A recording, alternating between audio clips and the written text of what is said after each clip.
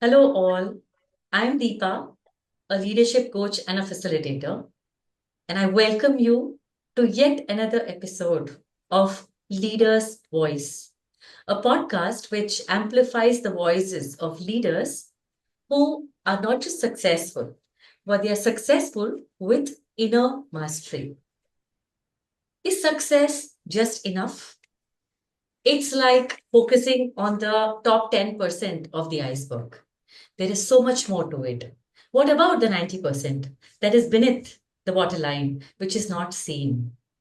And that's the focus of this podcast. We bring guests who not just are successful in their respective fields, but do it with a lot of care and focusing on their inner energy. And they live as an example for that to all those people who come in touch with them. And today we have a very, very special guest, Sanjay Dugar. Hi, Sanjay, and welcome to the podcast.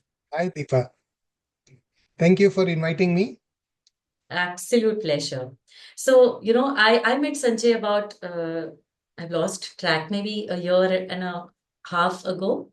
And it was in the context of I attending his session at the IAF Hub event. And what really impacted me was not just his facilitation and the model that he got, but the way he did it and the way it touched my heart. And he is a leader whom I really look up to. And one such person, if I introduce you, the what I speak about him is endless. I'm still going to dare to do that, Sanjay. Go ahead. Thank you. Sanjay, experience encompasses both the technical and the management domain. As a facilitator and a coach, he has worked with leaders of global organizations to achieve performance, behavioral, and mindset shifts. His book, The Facilitative Leader, is the outcome of extensive research and analysis on leadership. It was rated the number one bestseller in its category on Amazon. And I was one of the lucky few who actually got a signed copy from him. He is an astute, results oriented leader with proven success of overall or 2 decades of experience in business operations in the IT and ITeS industry. He is known to be a proactive planner with expertise in strategic planning, general management, and human resources, and has been successful in handling turnaround needs of organizations. His out of box thinking ability has him holding a proven track record of increasing revenues, streamlining workflows, evolving effective operational procedures, and creating an environment to enhance productivity innovatively. His exposure to international markets in the quest of business and deployment of solutions has brought him a wealth of insights across multiple cultures and types of organizations. He's an effective communicator with exceptional presentation skills. He's a certified professional facilitator, CPF master. Since 2008, Sanjay has delivered workshops on a variety of topics across all employee levels and a large number of countries, and has particularly been recognized for his work in the field of strategy, leadership development, assessment and development centers, innovation, negotiation skills, process improvement, business analysis, and change management. In fact, in IAF, what I see is if anybody needs any kind of mentoring, Sanjay is the go-to person. Humble, strong, sharp, knowledgeable, and so many more words to describe Sanjay as a leader, as a mentor, as a coach. I'm truly grateful, Sanjay, for you to be here with us today. My pleasure, Deepa. How I does it think, feel? I think the introduction did leave me a bit like over the edge. I usually don't expect too many I know. introductions, but nevertheless, thank you for that. I'm actually humbled as you introduced me. But I think you brought out some very key aspects, and I guess it possibly is useful for listeners of the leader's voice. And I think if I look back at my journey as to what made me move forward, and as I keep reflecting, and this is something I've told you, Deepa, when we met as well, that it's always about the being. It's always about who you are. It's about your inner self. And you bring that to everything you do, be it parenting, be it business, be it leadership, be it managing people, or even as an individual contributor. It's really the inner self of you that drives everything you do. And unfortunately, most of us are caught up with things that probably also are important, like competencies, skills. They may even train you for a whole bunch of things. But I think the core where you can really make a difference is if you know yourself very well and manage yourself very well and bring that out. I think that can drive a lot of great things all around you, not just with you, but all the people around you. That's something I really believe in, and I lead my life in that fashion. Totally. I still remember our first conversation where you told about it. You talked about the being of a facilitator. And I deeply resonated with that because I think, as I was telling you, Sanjay, just before our call, that I was in corporate for about 18 plus years, managing different portfolios of HR, managing leaders from different business units. And the one thing that I always saw myself saying, I don't have time. इसके लिए time नहीं है उसके लिए time नहीं है and I'm always chasing something इसके बाद ये and then the next one and the next one who that terror that slowing down that pausing was never in my language until I quit and I realized the value of that and when I paused and when I reflected why do I do what I do is when this whole aspect of the being I imagine it the image that comes to me is a flower so it started flowering. And now the question was, how do you explain to somebody? Because it is so subtle and invisible that it's very hard to explain. But when I went on my coaching journey, is when I realized that with powerful questions, I can ask myself and give words to this flowering process. Yeah. Absolutely. And that's a great metaphor. And the power of metaphors is something that really brings you to life because you resonate so much with it. Just like when people ask me about facilitation, and I resonate with the word catalyst. Yeah. Uh, a facilitator is like a catalyst.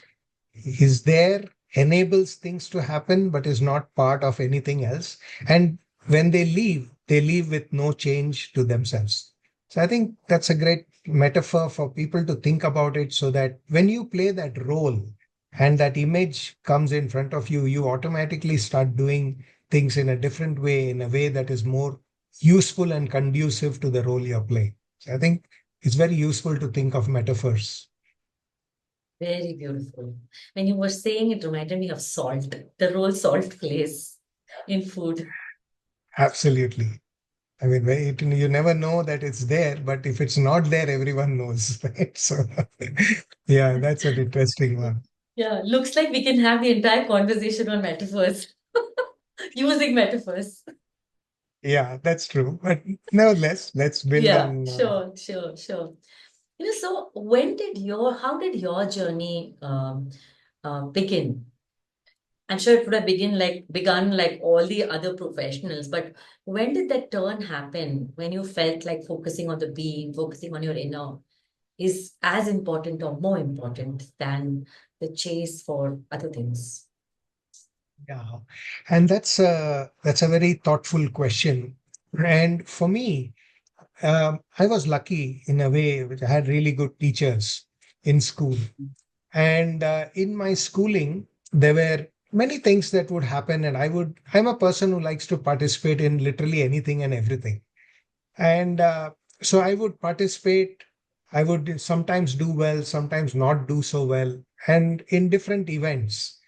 And one day, one of my teachers, Mrs. Virana, she was looking at me and saying, "Why is your mood a bit off today?"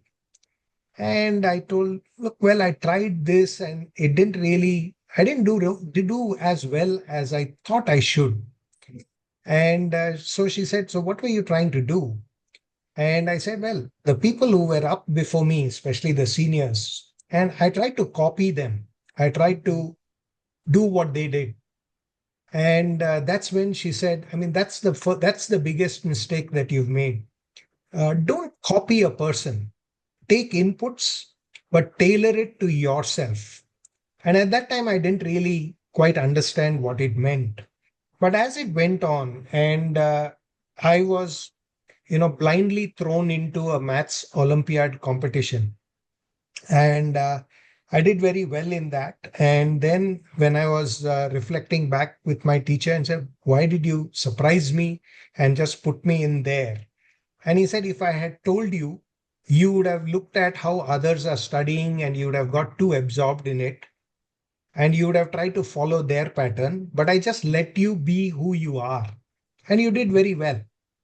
And I was confident that you would do well. And that I think was a little switch that happened where it just built so much confidence in me, which said, just be yourself wherever you go and things will work and it'll work to the best of your ability. And that's how I think I realized. And then I started actually working on myself inner to see what I need to develop. For example, I was not as calm a person as you have seen me now. I was Mm. quite a person who was quite agitated, quite frenzy, and quite like, rushing from one thing to another, probably because of the way I used to condition myself in my sporting events. And that's when, something struck and said, hey, you know what? This is not what it should be. How can you be calm when others are in turmoil? Because then you can leverage that to help everyone else. And then I started working with myself to see how do I know when am I moving away from being calm to being stressed, and then see what I can do to bring it back. And I think that system has sort of helped me grow. And today, if I look back, the journey of maybe perhaps almost 45 plus years has made me quite resilient in terms of the turmoil that happens in the external space. That's where I think the journey began. Yeah, lovely. And Sanjay, when you're reflecting on your journey, looking at what was then and what was now, I think half the battle is won when we reflect. And this Very is true. really a capacity that every leader needs to develop and spend time on. One needs to give that attention. Yeah. One of the things I tell other leaders as well is when the reaction you got was not what you expected, then think about what change you should have done to got the reaction you wanted. Mhm. Mhm. And that to me is a lot about inner control and management as a leader, where you Totally. can drive the reaction that you want. Yeah, yeah. Right? So that's You're something I in use. power. You're taking the You're in power. power. Yeah, Absolutely. yeah. You're on your throne, actually.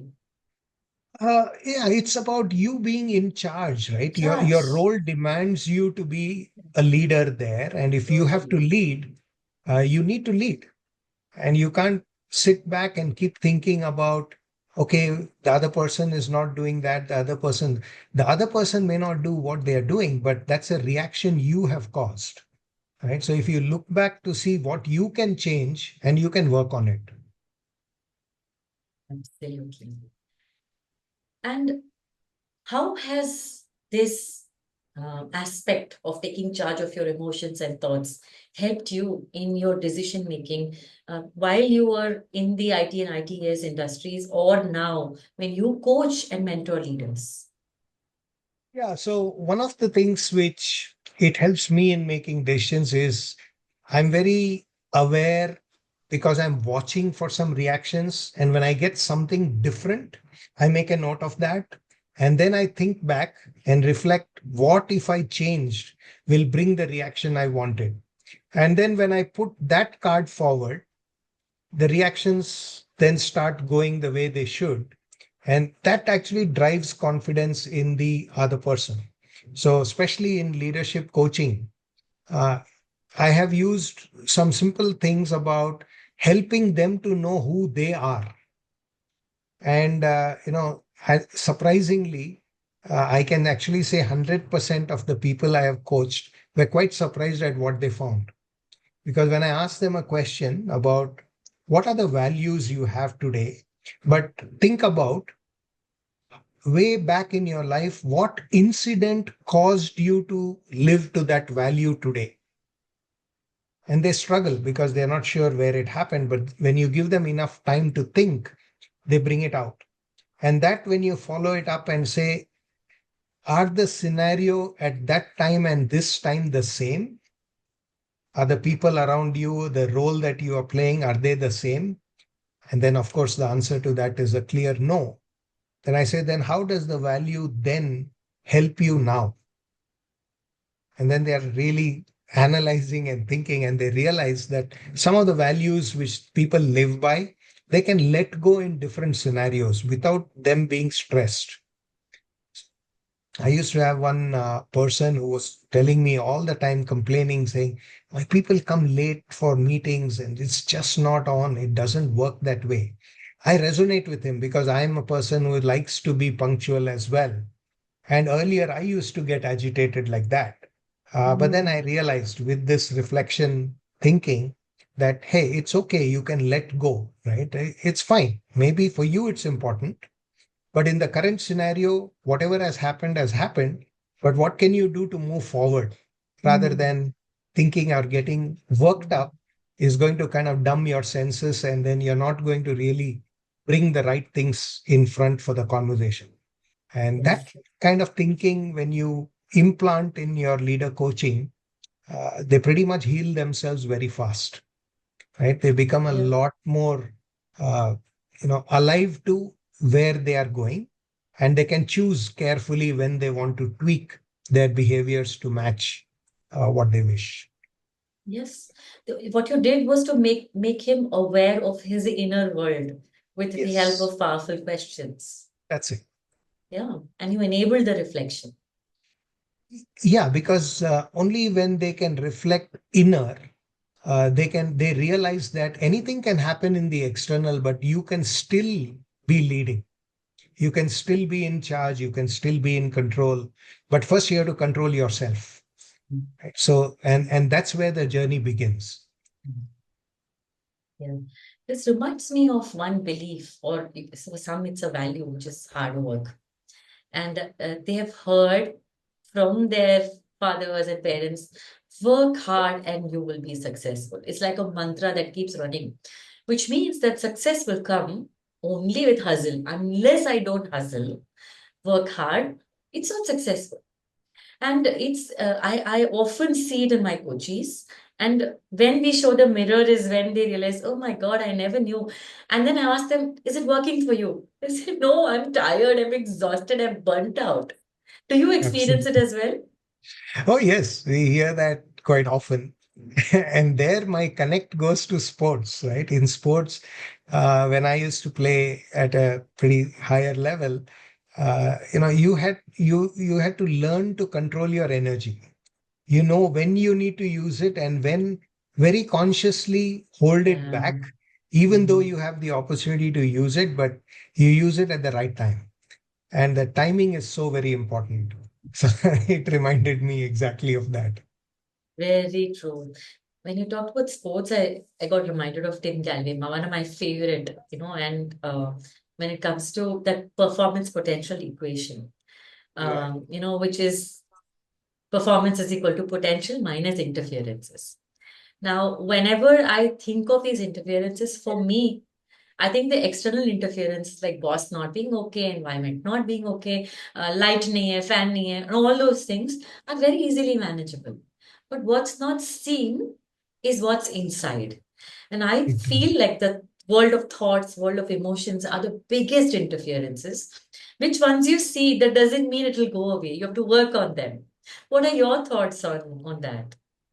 Absolutely. I think the biggest derailer is your inner mood or energy. right? So if you are upset and angry, and at that time, if you're trying to do something which is very important, my strong recommendation would be don't do it. Yeah. First, calm down, control yourself, realize that your inner balance right now is not in the right order, and do not make any big decisions or difficult things. Don't try to analyze things that are difficult. Of course, like you said, external interference will always be there, Yeah. but that's easy to manage. You can Mm. always find different solutions, and other people will find solutions for you also. But for the inner interferences, no one else can solve that for you. True. And you have to work on that yourself. I mean, there are many people use different techniques, and if it works for each of them, that's great. Some would do meditation, some would do yoga, some would just pause, some would just take a break at that time. So you do what is best for you, but once you know that you are not in the right element to do what is supposed to be done, best is to stay away. Of course, the ideal state is if you can instantly correct yourself, that would be awesome. True. True. Have you been in a state where you were not able to manage your energy, you flared up, or whatever? Maybe in the Oh yeah. yesteryears. Oh yeah. Yeah. I mean, it happens. It happens quite often, actually. Earlier, it used to happen very often.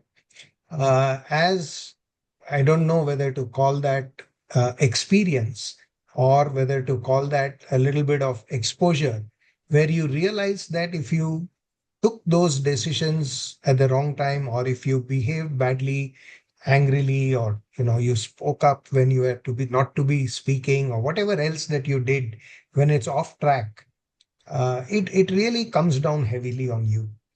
And for a lot of people that I know of, would kind of just let it pass and say, okay, TK, I did what I did and it got me what it got me. And at that time, it was okay. But I don't believe in that. I always believe in looking at how did the other person respond or react to whatever you did. It could be anything. Even it could be positive incidents, it could be neutral incidents, or it could be negative incidents. But there's something that reaction was not in line with what was expected. There is something that you need to manage. You need to manage your energy. If you are not up to it, you need to switch. You need to do something about it. And of late, at least if I say the last 5 years, if I think of how I lead my life, I believe it's a lot calmer. And the reason is it's not about just me. I mean, my own calmness might have been much earlier, but the calmness around me is what tells me that I'm able to deliver the energy that is required at the level that is required at the time that is required. I think that makes a big difference. Yeah, absolutely. This just leads me to a question or a thought. What makes you want to manage your energy? I mean, what happens if you don't? It's Well, a task, no? It's an effort. actually, it comes naturally after a while. Initially, Yes. it's like, Yes. so I call that also a skill, right? Mm. So initially, when you're new to it, when you're trying to do it, it is going to be difficult. You've got to Mm. learn it. You've got to be conscious about it. And Mm. at a point, it actually becomes your unconscious competence, right? So that's the stage when you are in you're in state of bliss, literally. Mm. So which is what I think, and the way, if I have to say how people can walk on that journey, is really about taking accountability for themselves. If you say that I gave the task to somebody and that somebody did not do it, okay, so what could I have done differently to ensure that this task could have been done, rather than coming down heavily on the other person? Because it's always a reaction, and everything that happens around you is a reaction to what you bring in the form of energy. Because your action was an external, possibly an interference to the potential of that person in bringing or completing that task. So if you Interesting. can change that and not be an interference, you can unleash the potential and then naturally the task would get done. So if you question yourself as to what can you do so that you're not an interference, but rather a positive influence, things would change. Hmm. Absolutely. I wish I had heard this 20 years ago. I think my life when I was working would have been peaceful. There were lots of illnesses I would have, and I see that happening everywhere. And I know of coaches who would say, okay, thoda sa hi hai na, but there's a recurring headache, there's a recurring stomach problem, there's a recurring, physical ailment. And ignoring that is only going to multifold, and multiply the consequences. And it's clearly a lack of unawareness or not able to manage energy. Yeah. Have you observed this?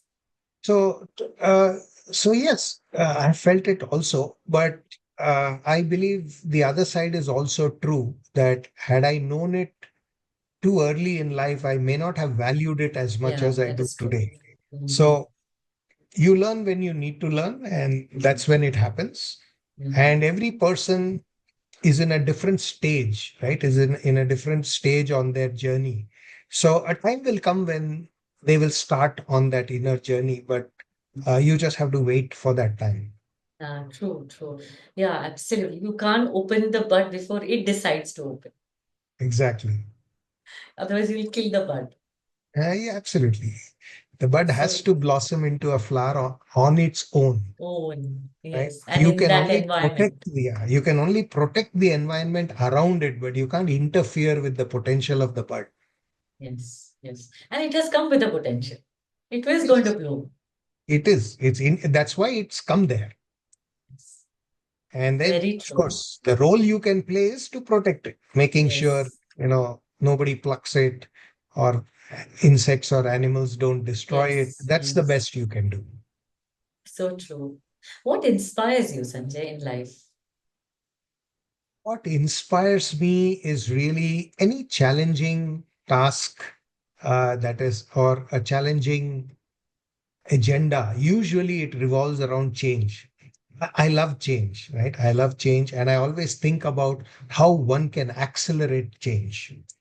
And for me, in my mind, change is not just a change. There are different types of change. In fact, I'm working on that. I'm trying to research more information around it. But I believe there are different types of change. And therefore, the response that you need is different for each type. Whereas the knowledge that we read in books today is change management or change leadership talks about an approach, but my pushback on that is, but change types of change are different. So the approach for change management in one particular situation may not apply in another. So what is it that needs to be done? And currently, you can see, right, all around us, everyone's talking about AI, Oh, and nobody knows what AI is going to do. So, what change management are you going to, what change management practices are you going to follow? So it's going to be really really difficult. So if you are going to try and create a vision and I mean how? Because you yourself don't know what it is. So when you are faced with what I call this a disorderly change. When it's a very chaotic or disorderly change, you can't use conventional change management methods. And that's why I said when I'm put in a situation where there's a lot of disorder and then you need to find a way, I love that. That inspires wow, me. wow. That's why And the even in my outcome is the transformation. outcome is the transformation. Even in the earlier thing, the turnaround of companies, that was really exciting because uh, you have to get a lot of things done and you have to be only in the background, Yeah. right? It's because people have to get things done. And earlier, when they have been doing and things haven't been working the way they should, and someone else goes in and just changes a few little things of what they should not do in a particular way or do it differently in a particular way. And when they see that that is bringing them great results, I mean, that's a huge, you know, it brings a big smile on my face when I see that transformation be happening. And that's something I love. Beautiful. And which has been your most inspiring book that you've read? The most inspiring book for me, actually, there are many, Mm. but if I had to pick just one, I would actually talk about emotional intelligence. Marshall Goldsmith, the way he has brought out the concept of emotional intelligence has been very, very moving.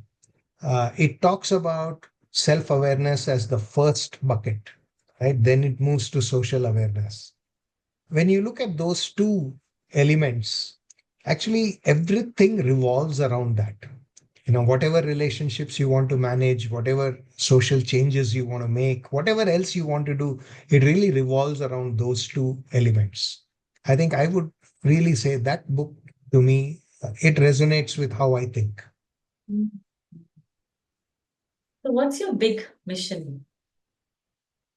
My big mission is, the world really needs a lot of facilitators, and I'm really looking for how I can help people be great facilitators. I sense that a lot of people can be very good facilitators. They just need to take it easy and go with the flow rather than change and push and try to do everything in a time bound manner, which is really almost kind of making them go backwards in their journey. So many of people who are talking to me, and as I mentor them in facilitation, I say, take it at your pace.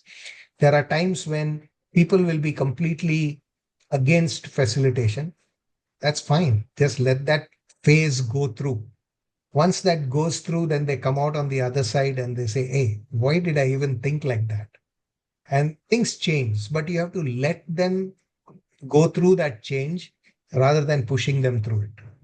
So I never try to sell it to them. I would rather say, think about it, see what works for you, do what your heart says. And that's the way one goes through. And you're actually at that time role modeling facilitation itself. And then eventually people see light in that and then they follow their path. Wow. This reminds me of